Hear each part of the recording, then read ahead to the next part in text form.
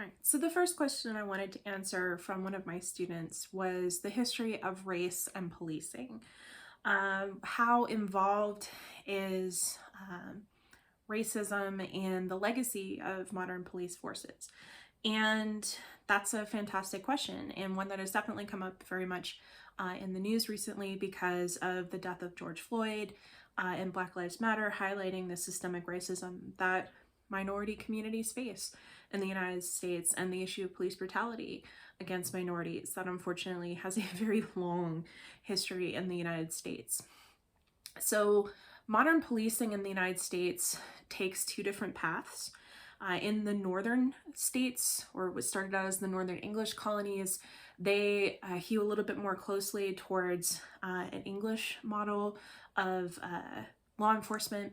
So, if you're familiar with like the night watchman, right, the constable, the sheriff, so it's a little bit more informal. They have people who take on these responsibilities, but they're not formal paid law enforcement like we have today. Mainly it was seen as a form of community service that you work together to watch out for the safety of the community. And it isn't until about the 1830s that we start to see formal police departments established in the United States. Boston is actually the city that has the first official police department in the United States. And then that's where we have the shift to, in the North, the formal police department, the professional officers who are salaried, looking out for law and order. And in the North, this shift happens in the 1830s, in part because northern cities are getting a lot bigger. We're starting to see an influx of immigration, especially Irish and German immigrants in the 1840s and the 1850s. And there's this general concern about law and order, and particularly this concern about the protection of private property for the elites against the unwashed masses.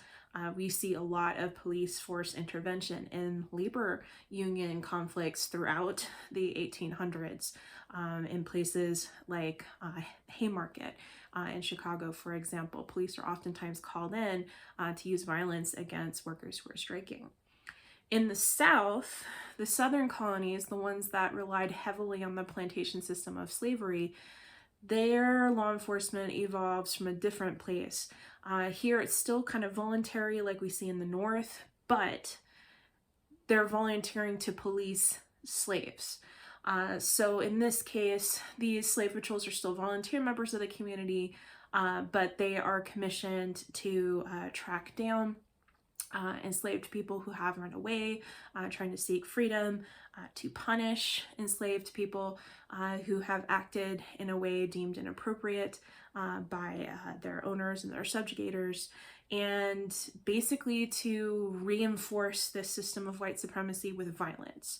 And so this history of the police as being this agency that tends to racially profile individuals, that engages in systematic surveillance of minority communities, comes out of the slave patrols in the South. And so when Southern police departments begin to become more formally organized again, mid to late 1800s, they're drawing off this tradition of the slave patrol. Now, the modern institution of policing that we see today, including the militarization of the police department, really comes after 1968. With a wave of riots that year following the assassination of Dr. Martin Luther King Jr., with the Kerner Commission report following the wave of rioting in the early 1960s, and this concern over law and order, which Richard Nixon successfully launched his presidential campaign in 1968 on. And that's when we start to see a shift in increased federal funding of the police and increased use of military tactics and equipment to police departments across the United States. So the history of policing poor immigrant communities, communities of color, is deeply ingrained into law enforcement in the United States.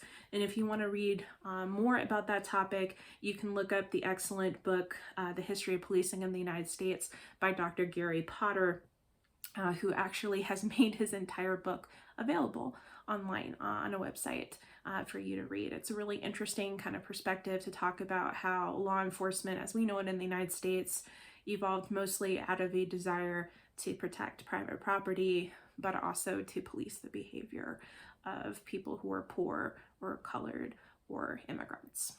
So hopefully I answered that student's question about the history of policing. Again, please do more research. Look at Dr. Potter's book. It's a really interesting take on the history of law enforcement.